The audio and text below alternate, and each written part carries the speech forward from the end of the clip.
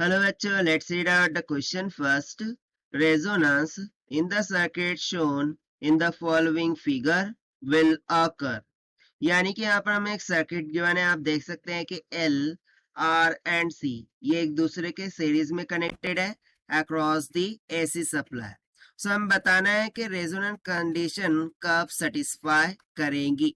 तो चलिए स्टार्ट करते हैं हम सॉल्यूशन से, but before of its let's talk about the key concept which we are going to use here for this question. So सबसे पहले तो मुझे यहाँ पर कॉन्सेप्ट लगाना होगा रेजोनेंस का, ठीक है।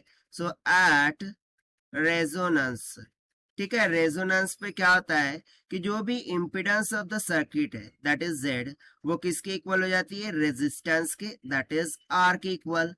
बट यहाँ पे इंडक्टर भी तो है, कैपेसिटर भी तो है। सो बेसिकली यहाँ पर देखिए ये रेजिस्टेंस है, सो मे बी प्रिंटिंग मिस्टेक, ये होगा आर, ये होगा एल, ठीक है।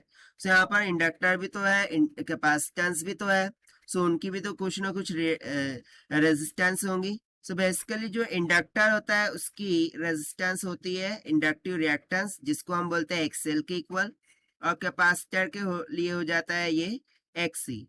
बट जैसा कि मैंने यहाँ पर बताया कि at resonance impedance of the circuit किसके इक्वल होता है, आर के इक्वल, जबकि आरएलसी सीरीज सर्किट की इम्पिडेंस को हम कैसे लिखते हैं, Z is equal to under root of R का square plus XL minus of XC का होल स्क्वायर। तो यहाँ पर ये जो एक्सएल माइनस ऑफ एक्सी है ये क्या होना चाहिए, जीरो के इक्वल होना चाहिए, तभी हमें क्या मिलेगा, impedance is equal to R के इक्वल मिलेगा। तो यहाँ से सिंपली मुझे एक कंडीशन मिल जाएंगी कि at resonance XL should be equal to XC, यानी कि जो कैपेसिटिव रिएक्टेंस है वो इंडक्टिव रिएक्टेंस के इक्वल होना चाहिए। इसको हम मान लेते हैं इक्वेशन नंबर फर्स्ट।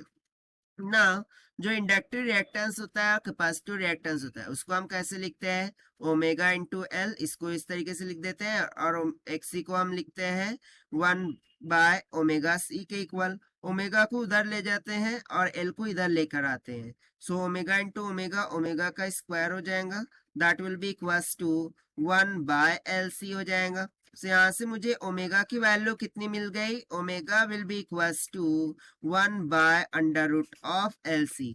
सो इसको हम मान लेंगे इक्वेशन नंबर 2, क्योंकि देखिए ये जो दो इक्वेशंस हमें दिख रही है 1 एंड 2, ये किसको रिप्रेजेंट कर रही है, एट रेजोनेंस कंडीशंस को, और यही हो जाएगा हमारा आंसर जो कि हमने सॉल्व किया है by using the concept of resonance से। Now let us check the option. So यहाँ से जो ऑप्शन ए दिख रहा है that is when the angular frequency of the source is equals to 1/√LC, जो कि हमने इक्वेशन नंबर 2 में फाइंड किया है। और सेकंड ऑप्शन यहाँ पर यदि मैं देखूं, when the capacitive and inductive reactances of the circuit are equal, जो कि हमें इक्वेशन 1 में दिख रहा है। तो यहाँ से जो ऑप्शन ए है और ऑप्शन बी है दोनों क्या हो जाएंगे, करेक्ट हो जाएंगे, ठीक है। So this is the required solution. I hope you understood well. Best of luck, thank you.